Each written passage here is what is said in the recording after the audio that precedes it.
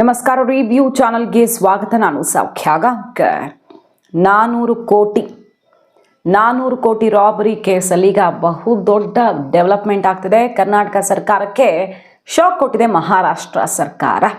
CBI ED entry ಮತ್ತು ಕರ್ನಾಟಕಕ್ಕೆ ಸಂಬಂಧಪಟ್ಟಂತೆ BJP ಸಿಡಿಸಿರುವಂಥ ಸ್ಫೋಟಕ ಲಿಂಕ್ ಏನದು? ಹಾಗಾದರೆ ಡೀಟೇಲ್ಸ್ ನೋಡ್ತಾ ಹೋಗೋಣ. ಮಿಸ್ ಮಾಡಿದ್ರೆ ನಮ್ಮ ಚಾನಲ್ನ ಸಬ್ಸ್ಕ್ರೈಬ್ ಮಾಡಿ, ನಿಮ್ಮ ಅಭಿಪ್ರಾಯ ಕಮೆಂಟ್ ಮಾಡಿ ತಿಳಿಸಿ. ವೀಕ್ಷಕರೇ, ಸದ್ಯ ಈಗ ಬೇರೆ ಬೇರೆ ಆಯಾಮ ಪಡ್ಕೊಳ್ತಲ್ವ ಈ ಕೇಸಲ್ಲಿ ಎಲ್ಲ ರಿಪೋರ್ಟ್ಸ್ ನಿಮ್ಮ ಮುಂದೆ ಇಟ್ಟಿದ್ದೀವಿ.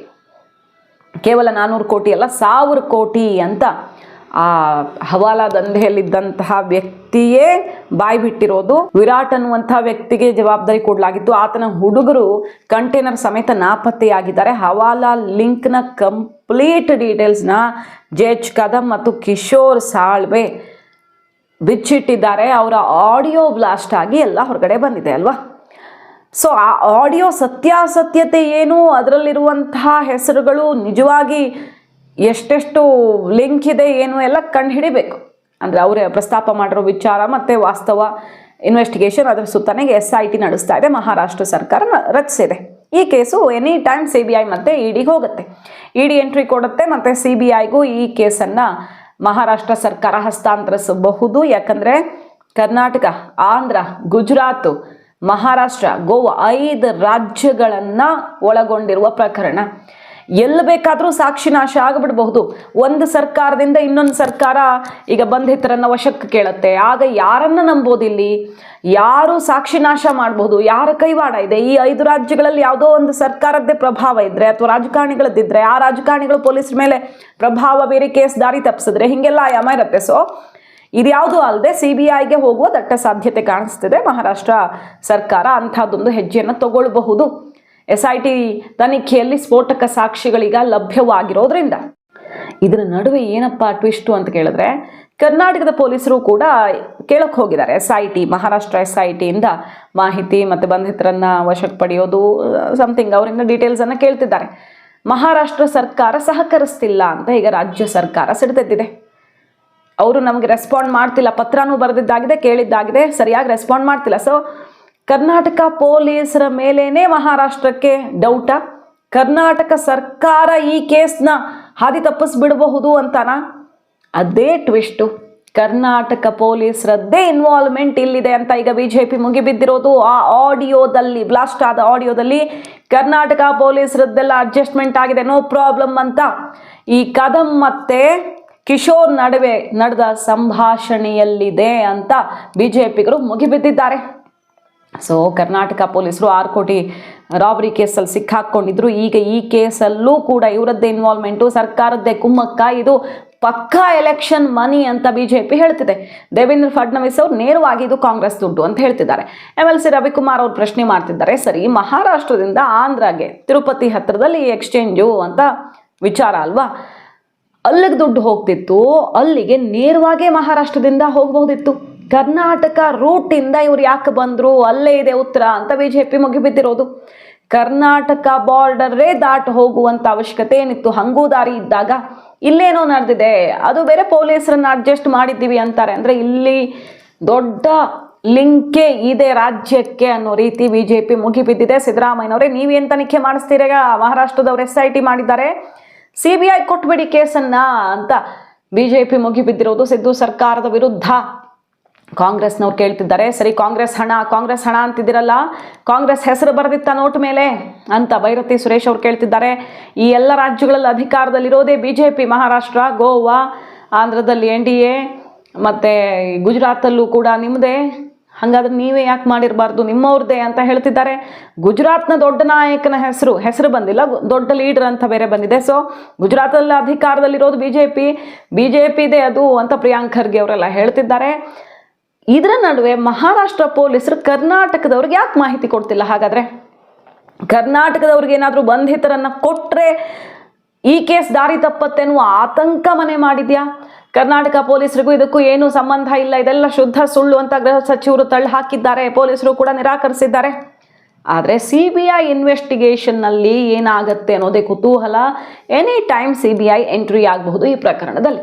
ಈಗ ಉದ್ಯಮಿ ಮಧ್ಯವರ್ತಿ ಅಷ್ಟೇ ಅನ್ನೋದು ಗೊತ್ತಾಗ್ತಿರೋದು.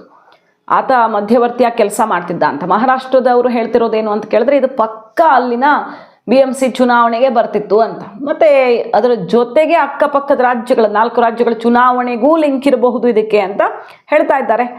ಕಿಶೋರ್ ಸೇಠ್, ರಿಯಲ್ ಎಸ್ಟೇಟ್ ಉದ್ಯಮಿ ವಿರಾಟ್ ಗಾಂಧಿ, ಹವಾಲಾ ಏಜೆಂಟ್ ಜಯೇಶ್, ಉದ್ಯಮಿ ಕಿಶೋರ್, ಸ್ನೇಹಿತ ಒಬ್ಬ ಪ್ರಭಾವಿ ರಾಜಕಾರಣಿ ಅಂತೆ, ಗುಜರಾತ್ ಮೂಲದ ವ್ಯಕ್ತಿ.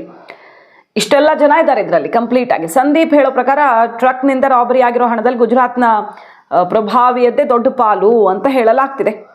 कोणी ते त्याचं म्हणणं असं होतं की त्यांनी अर्जित सांगण्यावरनं गेम केली, पण त्यांनी ज्यांना काहीतरी सोपवलं. आता ह्याच्यामध्ये कर्नाटकचे पोलीसवाले पण होते, त्यातनं मटेरियल कुठे गुम झाला. आता तो जे काय त्याच्या, कारण तो त्याच्या अंडर मध्ये आहे, तो विराट पण तो त्याच्याशी मस्ती करू शकत नाही. तो ಇಲ್ಲ, ಅದಾಗಿದ್ದು ಅಕ್ಟೋಬರ್ 6ನೇ 7ನೇ ದಿವಸಕ್ಕೆ ಆಗಿದೆ ಅಂದರೆ ಅದು ಈಗ ಮೊನ್ನೆ 9 ತಾರೀಕಿನ ಕೇಸ್ ರಿಜಿಸ್ಟರ್ ಆಗಿದೆ ಮಹಾರಾಷ್ಟ್ರದಾಗ ಯಾವುದೋ ಸ್ಟೇಷನ್ನಾಗೆ. ಸೊ ನಮ್ಮವ್ರು ಈಗಾಗಲೇ ಪತ್ರ ಬರ್ದಾರೆ, ನೀವು ಯಾರು ಬಂದ್ರೆ ನಾವು ಸಪೋರ್ಟ್ ಮಾಡ್ತೀವಿ ಅಂತ. ಬರಬೇಕಲ್ಲ ಅವ್ರು ಎಲ್ಲಿ ಏನು ಶೋರ್ಲಾ ಘಾಟದಲ್ಲಿ ಕರ್ನಾಟಕ ಏರಿಯಾನೋ ಮಹಾರಾಷ್ಟ್ರ ಗೋವಾನೋ ಯಾಕಂದ್ರೆ ಎಲ್ಲ ಕೂಡಿದವರು ಜಸ್ಟ್ ಯಾರ್ದ ಮತ್ತು ಇಲ್ಲೇ ಚೋರ್ಲಾ ಆಗಿದ್ರೆ ನಾವು ಮಾಡ್ತೀವಿ ಫುಲ್ ಪ್ಲೇಜಾಗ ನಮ್ಮ ಮಾಡ್ತಾರೆ, ಎಲ್ಲರೂ ನಡ್ಕೊಂಡ್ಬರ್ತೀವಿ ಅವ್ರು ಯಾರ್ಯಾರು ಎಲ್ಲ.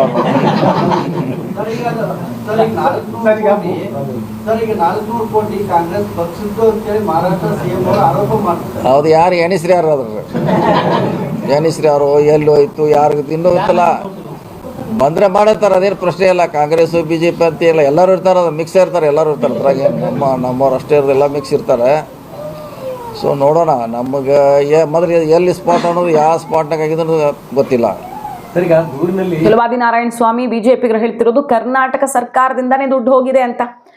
ಕರ್ನಾಟಕ ಸರ್ಕಾರನೇ ಹಣ ಕಳಿಸಿರಬೇಕು ಅಂತ ಹೇಳ್ತಿದ್ದಾರೆ. ತನಿಖೆ ಆದ್ರೆ ಎಲ್ಲ ಗೊತ್ತಾಗುತ್ತೆ, ಹೊರಗಡೆ ಬರುತ್ತೆ ಅಂತ. ಸತೀಶ್ ಜಾರಕಿಹೊಳಿ ಅವರ ಸ್ಟೇಟ್ಮೆಂಟ್ ಇದರ ನಡುವೆ ಭಾರಿ ಸಂಚಲನ ಸೃಷ್ಟಿ ಮಾಡಿರೋದು. ಏನು ಸರ್, ಕರ್ನಾಟಕ ಪೊಲೀಸರದ್ದು ಕೈ ಇದೆಯಂತೆ, ಹೌದಾ? ಕಾಂಗ್ರೆಸ್ನವ್ರದ್ದೇ ದುಡ್ಡು ಅಂತಿದ್ದಾರೆ ಅಂದರೆ ಅಲ್ಲಿ ಇದ್ರೆ ನಮ್ಮವ್ರದ್ದು ಇನ್ನೊಬ್ರದ್ದು ಅಂತಲ್ಲ, ಎಲ್ಲರದು ಇರುತ್ತೆ, ಒಬ್ಬರದೇ ಇರಲ್ಲ. ಅವರು ತಮಾಷೆ ಮಾಡ್ತಾನೆ ಹೇಳ್ತಾರೆ ಇಲ್ಲಿದೆ ಅನ್ನೋದಾದರೆ ಇಲ್ಲೇ ತನಿಖೆ ಆಗುತ್ತೆ, ಯಾರಾದರೂ ಸರಿ, ಯಾವ ಪಕ್ಷದವ್ರದಾದ್ರೂ ಸರಿ ಅಂತ. ಸೊ ಕಾಂಗ್ರೆಸ್ನವ್ರಿಗೂ ಗೊತ್ತಾ ಇದು ಯಾರಿಗೆ ಸೇರಿದ್ದು ಅಂತ. ರಾಜ್ಯದ ಬೆಳಗಾವಿಯ ಲೀಡರ್ಸ್ಗೆ ಅವ್ರು ಮಾತು ಕೇಳಿಸ್ಕೊಳ್ಳಿ, ಆಲ್ರೆಡಿ ರಿಪೋರ್ಟ್ ಇಟ್ಟಿದ್ವಿ ನಿಮ್ಮ ಮುಂದೆ.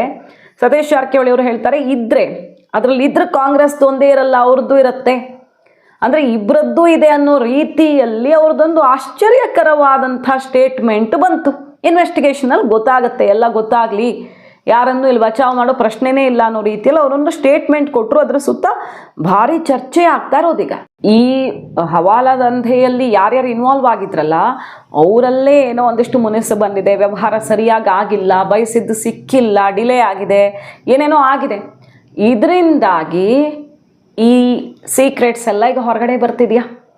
ಅರೆಸ್ಟ್ ಆಗಿರೋರು ಹೇಳೋಕ್ಕಾಗಲ್ಲ, ಮುನಿಸ್ಕೊಂಡಿರೋದ್ರಿಂದಾಗಿ ಒಂದಿಷ್ಟು ಸತ್ಯ ಬಾಯ್ಬಿಟ್ಟಿರಬಹುದು. ಈಗ ಮಹಾರಾಷ್ಟ್ರ SIT ಬಹಳ ಆಳವಾಗಿ ಆಗಿತಾ ಇದೆ ಈ ಕೇಸನ್ನು.